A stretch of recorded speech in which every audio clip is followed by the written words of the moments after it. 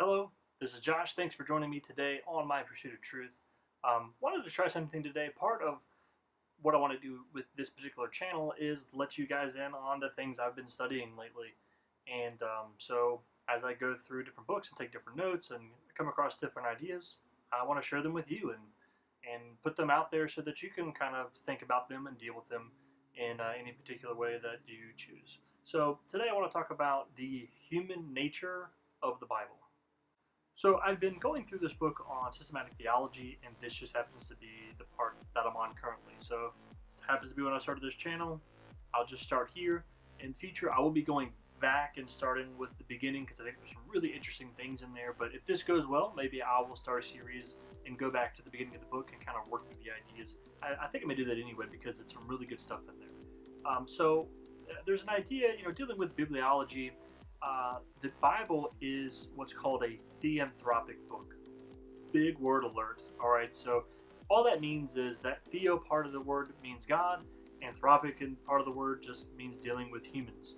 Like anthropology is the study of humans and humans through history and how humans have developed. So the fact that the Bible is a theanthropic book is a kind of an interesting idea because Christ himself was a theanthropic person. He was God, but at the same time he was human, right? Fully God, fully human. That's kind of how. So he was the living Word, right? He was the manifestation of God's Word, and this is the special revelation. It's God's Word that He had men write down. So what this means is that humans were participating in the creation of the special revelation, the Bible, the divine Word, as it's called. And there were nearly 40 authors. And so not just that, it also uses a lot of human themes. It uses human ideas and concepts and literary styles, human languages and thought patterns, human interests, human sources, and human culture. So the Bible, does all of these things. It references human cultures, ways of thinking, and ways of dealing about things. Humans' emotions, being happy and sad. It uses poetry, it uses history, it uses prose, it uses analogy. It uses the Hebrew, the Aramaic, the Greek language. All of these things are the human aspect of the divine word. So when we're dealing with the Bible itself, we have to really kind of deal with these two different aspects of the Bible.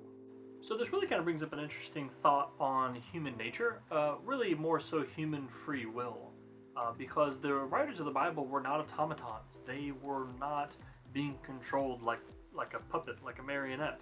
Right? They had free will and they had free thoughts, and it's interesting dealing with that while at the same time dealing with the divine nature, the divine revelation of the Bible. So we will deal with this free will thing in another video coming up. In addition to dealing with the theanthropic, right now we're familiar with that term, the theanthropic nature of the Bible. We're going to deal with the inerrancy because that was the next part that I ran into. So if you're interested in this line of thinking, if you're interested in this line of reasoning, let me know in the comments. Let me know what you think, what your thoughts are on this particular issue, and if you want to hear more on it. Because I want to keep these as compact as possible, so I don't want to belabor the point, something that you're not interested in. Some things I will, even if you're not interested, I'll just come out and say it anyway. But I don't want to go too deep on something that maybe you guys already know and already understand. So hit that like button, comment. If you know someone who needs to hear this information, or you want to spark a conversation with a friend or someone you know, just be sure to share this. You can share it on Facebook and any other way. Send them a link, however you want to do it. And there's going to be a link in the description as well if you want to support this channel on Patreon. It's something new I'm trying. I've never done Patreon before, but I want to be able to do these videos as much as possible. So if you want to support that on Patreon, that link is in the description. And I will see you in the next one.